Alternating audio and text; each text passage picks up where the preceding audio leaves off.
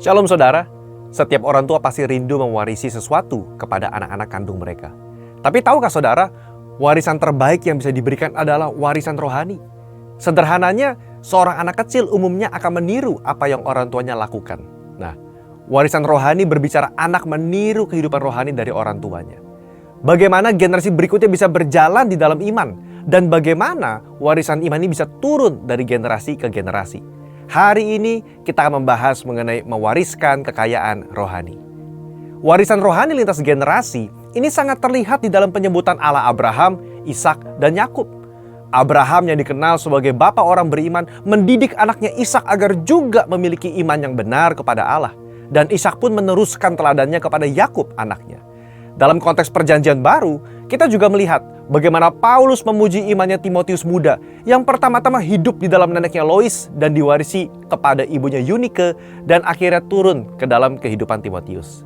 Dalam perjanjian lama, spiritual legacy adalah pemuritan berbasis keluarga yang diperintahkan oleh Allah melalui Musa agar setiap kepala keluarga untuk mengajar dan mendidik anak-anak mereka secara berulang-ulang.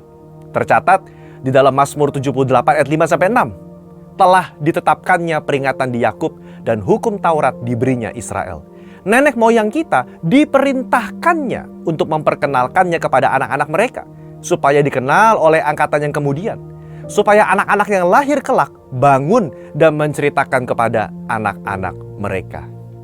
Dalam perjanjian baru, cara hidup jemaat mula-mula juga menciptakan lingkungan yang kondusif agar iman itu bisa diwarisi ke generasi berikutnya. Tercatat di dalam Kisah Rasul 2 46-47 bahwa jemaat mula-mula selain berkumpul bersama tiap-tiap hari di bait Allah, mereka memecahkan roti di rumah masing-masing secara bergilir dan makan bersama-sama sembari memuji Allah. Dalam rumah masing-masing, tentu seluruh anggota keluarga ikut serta, termasuk anak-anak, di dalam mendengarkan pengajaran, berkomunitas, dan memuji Allah. Disinilah proses mewarisi nilai-nilai rohani itu terjadi. Apa yang dapat kita wariskan kepada generasi berikutnya? Setidaknya ada dua hal yang dapat kita warisi. Yang pertama, warisan iman. Iman terkadang dipelajari terbaik bukan dari ibadah, tetapi dari kehidupan orang tua yang dijalani bersama dengan anak-anaknya. Orang tua dapat menuntun anak-anaknya dalam mengenal kebenaran firman dan mengenal Yesus secara pribadi sebagai Tuhan dan Juru Selamat. Tidaklah cukup hanya menitipkan anak di sekolah dan di gereja untuk belajar mengenai iman Kristen kalau di rumah praktek iman itu tidak dilakukan bersama. Luangkanlah waktu antara orang tua dengan anak untuk membahas isu-isu terkini, dilihat dari perspektif Alkitab misalnya. Apabila anak-anak sudah beranjak dewasa, alih-alih mengajar mereka seperti anaknya masih kecil, peran orang tua berubah menjadi teman diskusi. Yang kedua, warisan perjalanan rohani. Tentu sebagai orang tua, kita sendiri memiliki cerita bagaimana kita berjumpa dengan Tuhan dan pengalaman-pengalaman rohani lainnya. Bagaimana kita pernah ditolong Tuhan Yesus misalnya dalam pekerjaan, kesehatan, dan hal lainnya. Ini perlu diceritakan kepada anak-anak sebagai warisan perjalanan rohani agar kelak ketika mereka menemukan masalah yang sama dalam hidup, mereka bisa dikuatkan dari kesaksian orang tua mereka.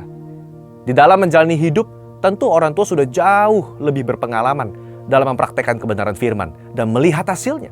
Ini yang perlu diwarisi kepada generasi berikutnya. Bagaimana Allah itu setia kepada mereka yang berjalan sesuai dengan firman-Nya, sekalipun misalnya dunia mencemooh. Dalam pemuritan berbasis keluarga ini, warisan rohani bisa diteruskan dalam berbagai cara. Pertama, melalui keteladanan. Anak-anak yang masih kecil cenderung akan meniru apa yang orang tuanya perbuat. Karena itu, dalam fase pertumbuhan seperti ini, justru perbuatan dari orang tualah yang menjadi penting, bukan sekedar kata-kata. Orang tua bisa mencontohkan bagaimana berdoa bersama, menyembah sebagai keluarga, dan membaca Alkitab di depan anak-anaknya. Yang kedua, melalui mesbah keluarga.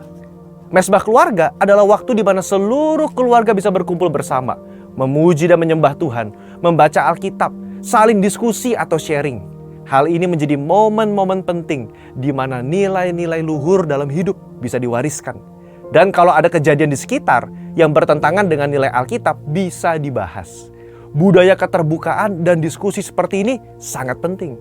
Kenapa? Karena generasi sekarang adalah generasi yang suka berdiskusi dan apa adanya. Tentu, gereja juga hadir mendampingi orang tua dan anak-anak dalam pertumbuhan iman mereka. Yang ketiga, melalui kehidupan sehari-hari. Di dalam Ulangan pasal 6 ayat yang ke-7 dikatakan, haruslah engkau mengajarkannya berulang-ulang kepada anak-anakmu dan membicarakannya apabila engkau duduk di rumahmu, apabila engkau sedang dalam perjalanan, apabila engkau berbaring, dan apabila engkau bangun. Maksud dari ayat ini adalah firman Tuhan dan nilai-nilainya harus menjadi bagian dari perbincangan sehari-hari dalam sebuah keluarga. Kesimpulannya, warisan kekayaan rohani adalah hal yang sangat penting dilakukan oleh setiap orang tua, melebihi warisan yang bersifat material. Bila hal ini dilakukan dengan baik, maka setiap anak dalam keluarga akan menerima warisan yang sangat mahal dan hidup mereka pasti jadi berkat bagi banyak orang. Saudara, untuk penjelasan lebih lengkapnya dari tim teologi kami, silakan buka link yang ada di atas atau scan QR Code yang tersedia. Maranatha, Tuhan Yesus memberkati kita semua.